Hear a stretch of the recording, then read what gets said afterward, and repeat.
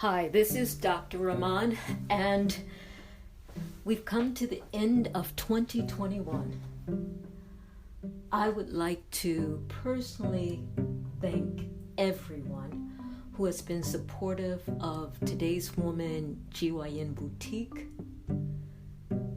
supportive of the Black Women's Health Directory, and especially thanks to those who have been supportive of and listened to the Black Women's Health Podcast.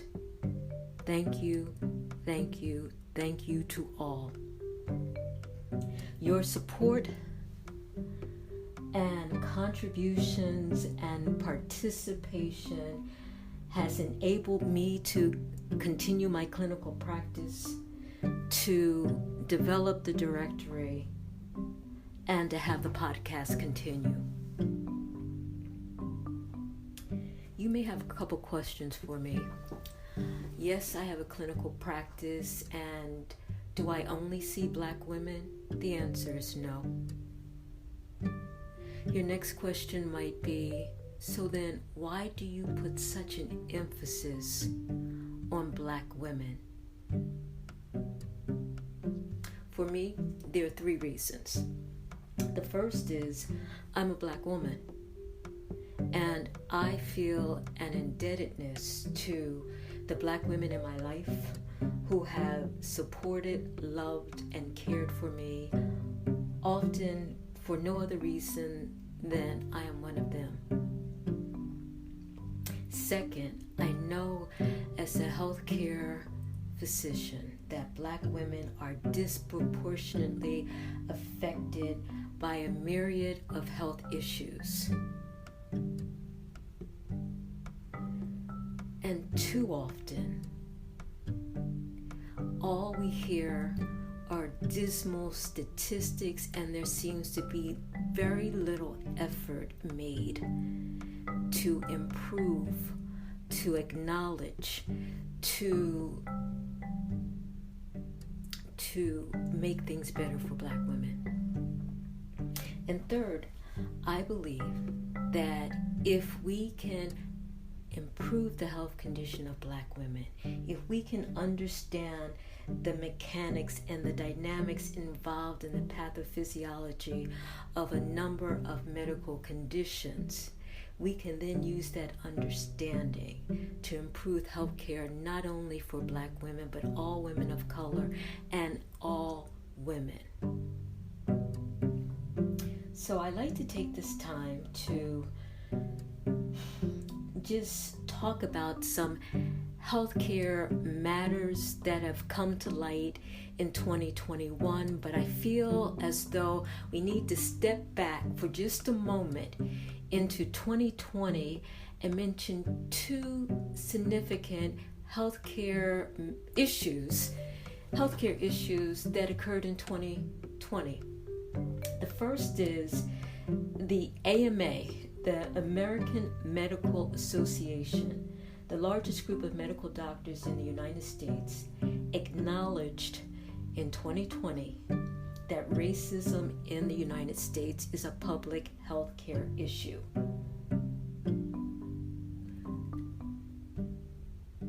It's real. It's not imagined. When you have that one-on-one encounter and you don't feel listened to, when you try to navigate through a healthcare system and it just seems impossible, and it seems as though the cards are stacked against you because you are a Black person, it's real.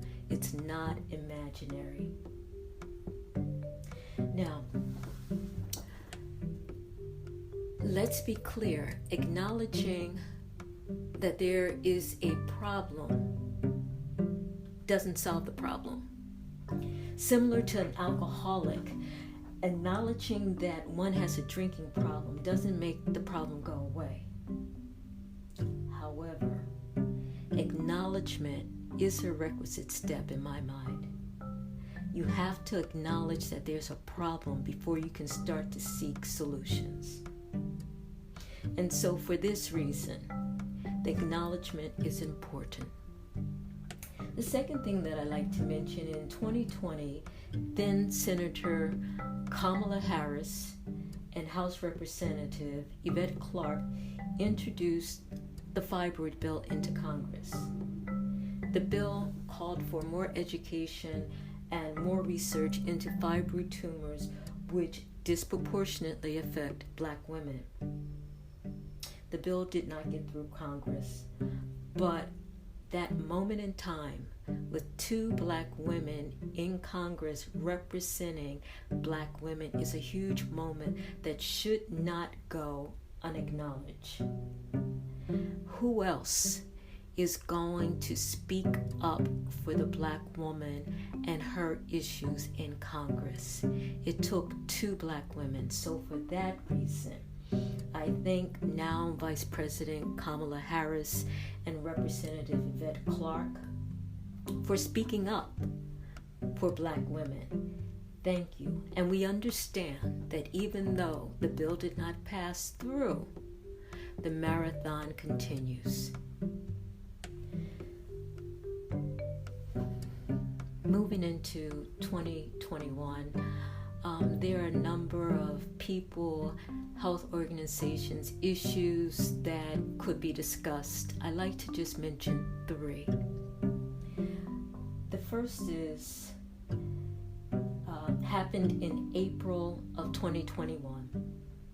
President Biden proclaimed April 11th through 17th as Black Maternal Health Week. With this proclamation comes the acknowledgement that yes, we recognize that Black women in the United States are more likely to die during pregnancy and the 42 days postpartum than white women. Part of the statement issued by President Biden said, Black women should not have to fear for their safety, their well-being, their dignity, or their lives during, before, and after pregnancy. When I hear and read the statement, it makes me shake my head that it needs to be said that Black women should not fear for their lives before, during, or after pregnancy. And we're saying this in 2021. Go figure.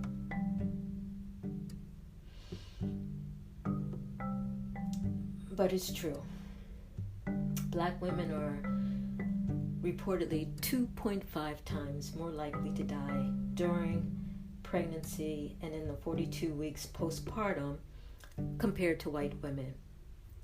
The fact that President Biden was willing to make this proclamation is based on a large extent to the work that had been done by the Black-led alliance called Black Mamas Matter Alliance. Since 2013, Black Mamas Matter Alliance has been working to increase health education, improve the quality of care, to promote analysis of data and accountability in regards to Black maternal mortality. In Philadelphia, where I live, there's also a documented increase in Black maternal mortality. And often this is ascribed to the increase in comorbidities among Black women, such as obesity, high blood pressure, cardiovascular disease.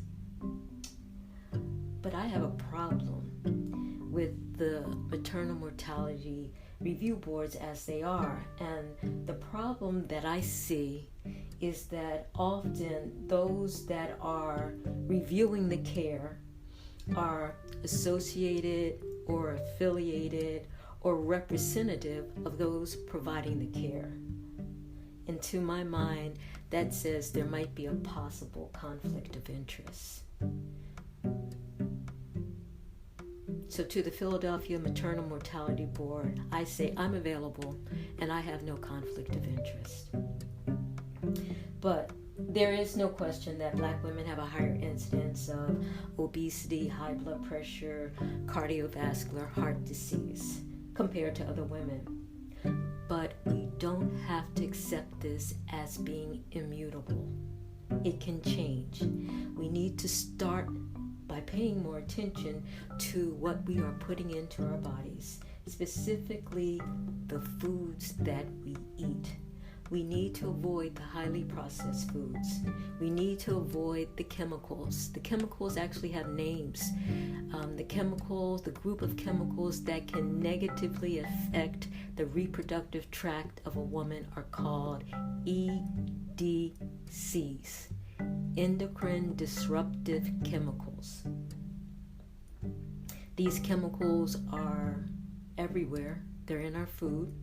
They're in our environment, and the best we can do is try to avoid them for ourselves and for our offspring.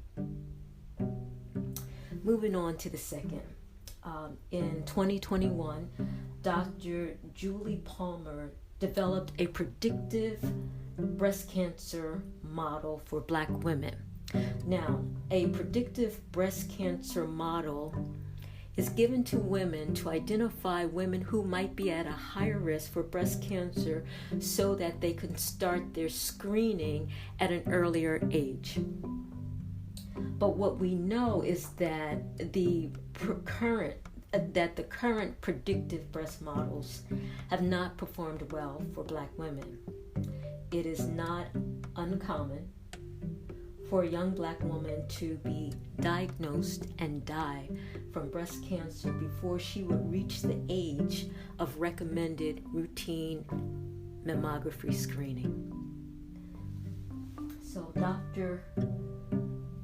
Palmer developed this predictive breast model, understanding that Black women have a higher risk of breast cancer mortality, meaning we die at a higher rate from breast cancer in the United States, that among women who are younger than 45, Black women have a higher incidence, a higher chance of developing breast cancer, and that among younger women, younger Black women have a higher incidence of triple negative breast cancer, which is a much more aggressive cancer that has a higher mortality rate. Understanding that the current models weren't working, Dr. Palmer created another model for Black women to help identify those Black women who might need to start breast cancer screening at an earlier age. This is important because another reality is that Black women with breast cancer also experience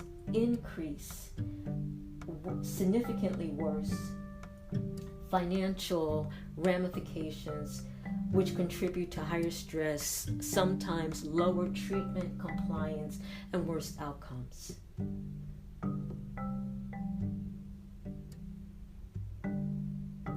So when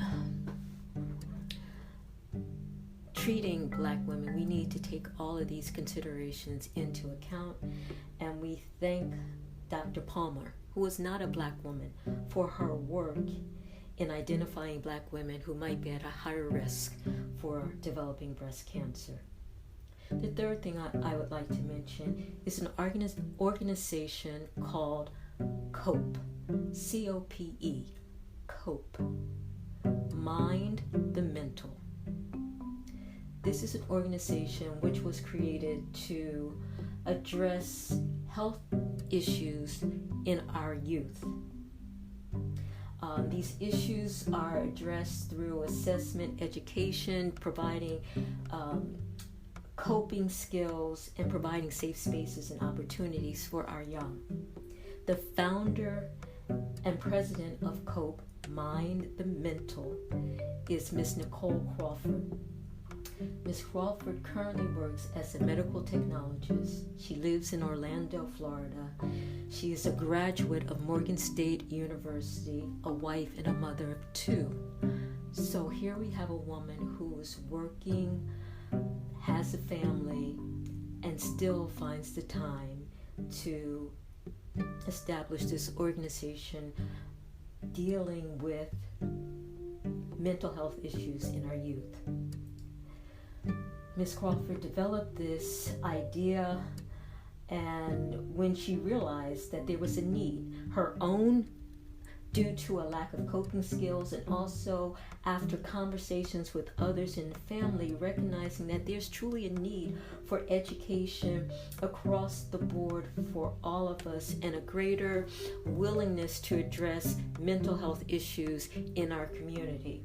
So she was able to put together a team of like-minded Black females who have come together, and they have similar goals and focus. I am particularly impressed with this organization.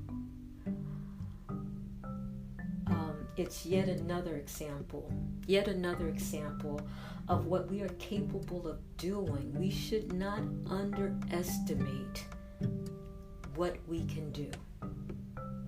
This is a beautiful example of not only taking care of ourselves, but taking care of our babies, our future, because we know that they are not always in an environment that is supportive or welcoming. So I encourage you to check out the website. It's www.copemtm.org. copemtm.org. There are so many more people, organizations, businesses that are doing and contributing.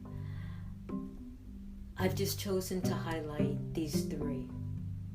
Since starting this podcast, I have to share with you that I have been impressed with women, and particularly Black women, who have been striving and achieving often in spite of the odds. It brings to mind the poem by Maya Angelou.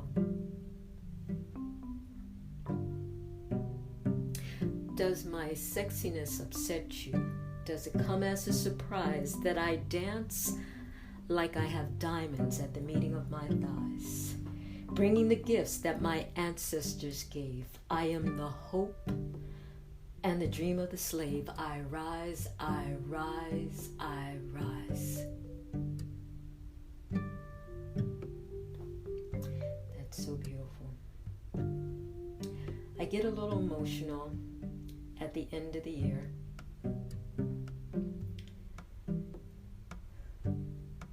And I just like to say to you, thank you for listening. Have a happy new year. And as the saying goes, God willing and the creek don't rise, I'll see you in 2022. Take care.